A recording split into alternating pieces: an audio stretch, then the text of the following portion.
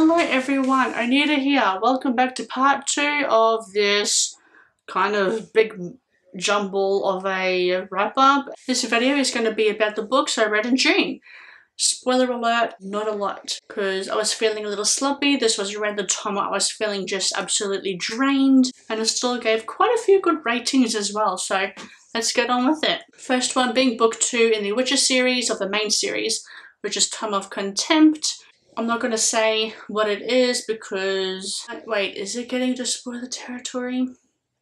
Yes, it is kind of getting into spoiler territory. The races, like dwarves, goblins, elves, they're fighting one another. There's this little girl called Ciri who has this ability, and there's this big impending war that's going to happen, and she can either use her power for good or bad. A group of characters by the name of Geralt and Yennefer are here to basically help her use her powers.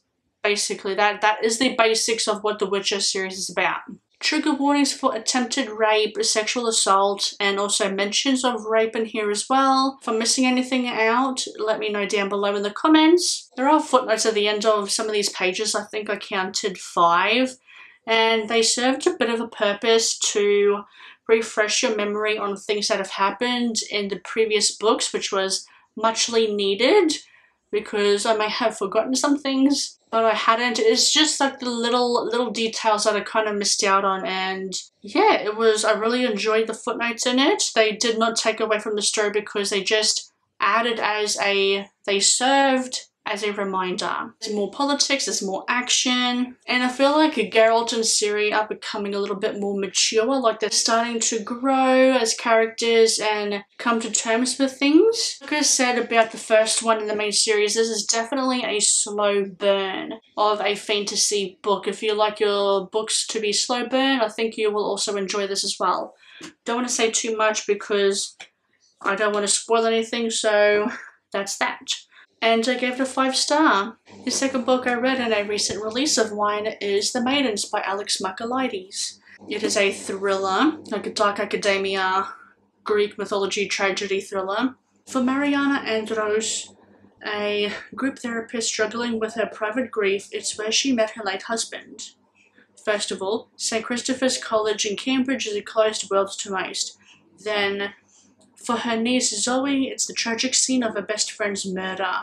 As memory and mystery entangle Mariana, she finds a society full of secrets which has been shocked to its core by the murder of one of its own. Because behind its idyllic beauty and its is a web of jealousy and rage which emanates from an exclusive set of students known only as the Maidens, a group under the sinister influence of the enigmatic Professor Edward Fosker, a man who seems to know more than anyone about the murders and the victims, and the man who will become the prime suspect in Mariana's investigation, an obsession which will unravel everything. This one, oh my gosh, I loved it so much. He is becoming a favourite author of mine, especially when it comes to thrillers.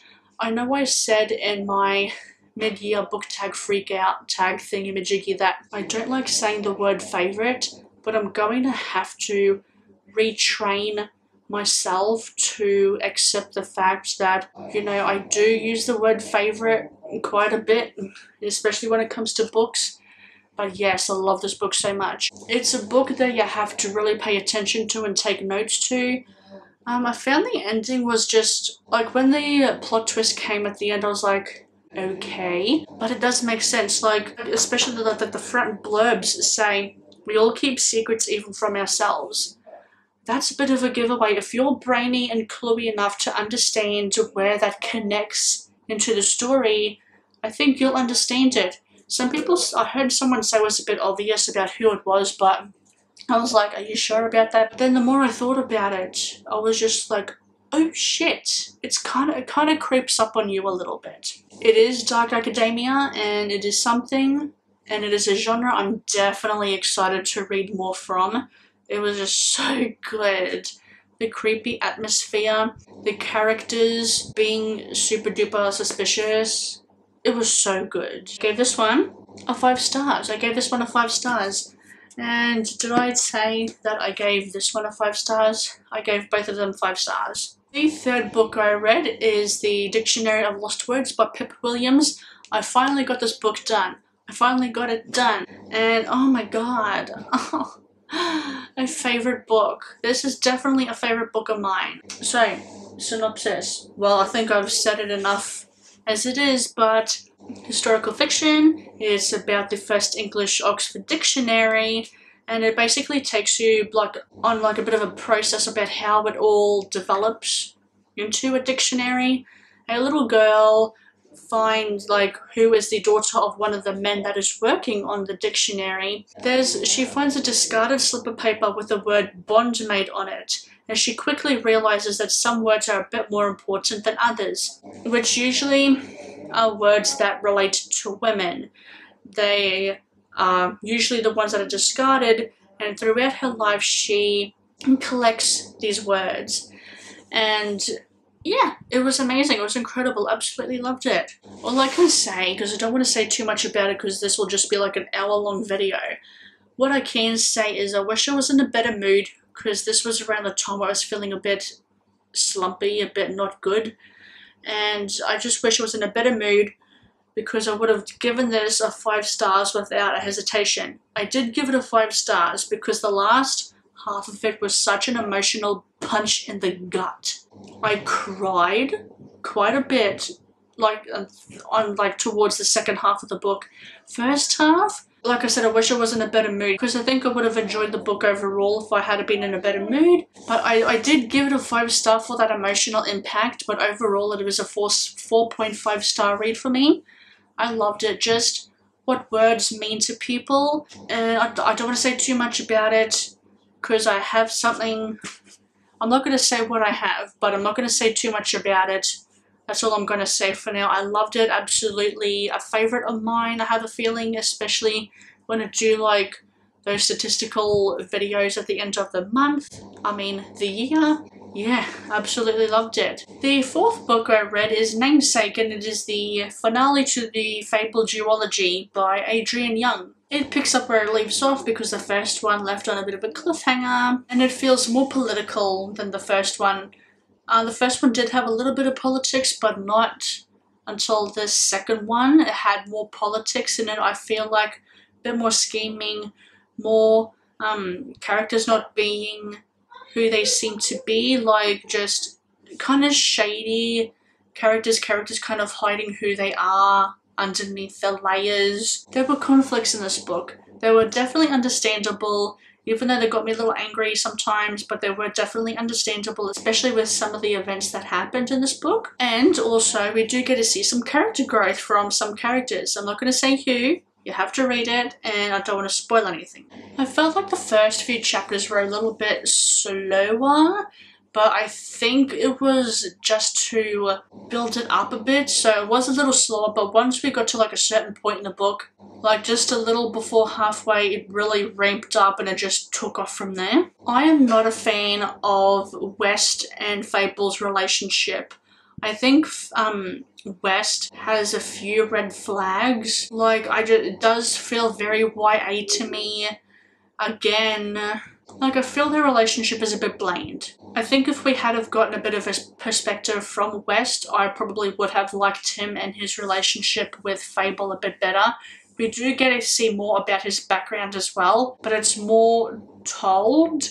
I would have liked to have known his emotions. I would have liked to have seen things from his perspective a little bit more. Some of the decisions that some of these characters made, especially West, especially him, annoyed the crap out of me. Why? Why? And just me feeling like that is leading me to believe I don't like West, but I like Fable.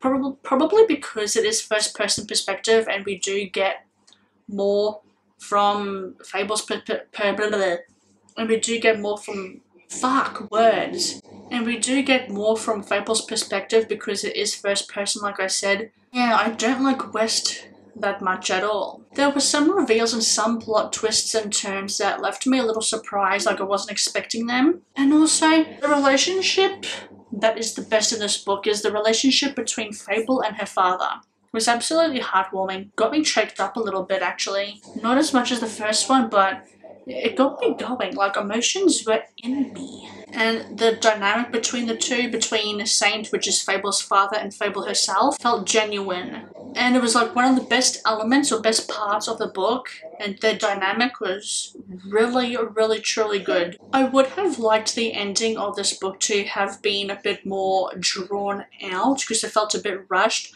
I would have liked it to be a bit more intense and to have it be a little bit more on the edge of your seat because it felt a bit rushed. It was still a very satisfying ending, but I just wanted a little bit more in terms of emotions. The actual ending, like the epilogue, I really enjoyed it. It was really heartwarming, and it got me quite excited to see where the characters are going to go.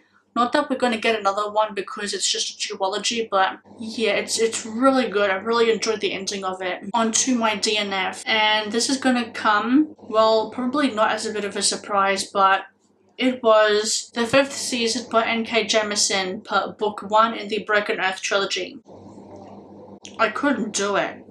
I could not do it. I've heard people say stick it through, it'll all make sense. It took forever to make sense. Like, it was interesting the fact that there are these people that can create earthquakes and people that can, like, control the earth. But I couldn't do it. I DNF'd this around halfway mark. I think I'm going to have to, like, read another book from N.K. Jemisin because I am very interested in her books and her writing. Like, the world building in this book was good.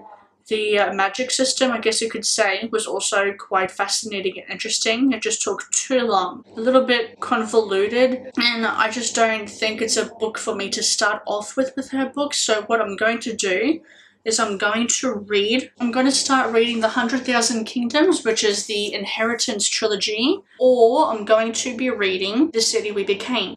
And then I will eventually make my way back to this one. This book is said to be dystopian. I would have liked a little bit more of that dystopian. Like, but see, I'm kind of conflicted about whether I should have just kept going. But my problem was that I rushed this too much. I should have just taken my time, because I read this during the last week, and there was no way I was going to get this done in like the last week-ish, last few days of June. There was no way in hell that was ever going to happen. When I DNF'd it, I thought, should I have like just stuck with it?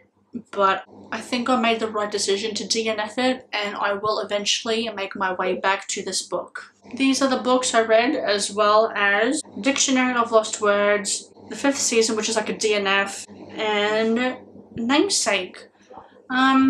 So 5 books in total, 4 if you don't include the DNF. And even though it was a pretty poopy month for me, emotionally, mentally, physically, and just everything else, I did have a good reading month. I really did. And that is all for this video. Thank you so very much. If you like this video, make sure you leave a like. If you want to leave a comment down below and tell me about the books you read in June.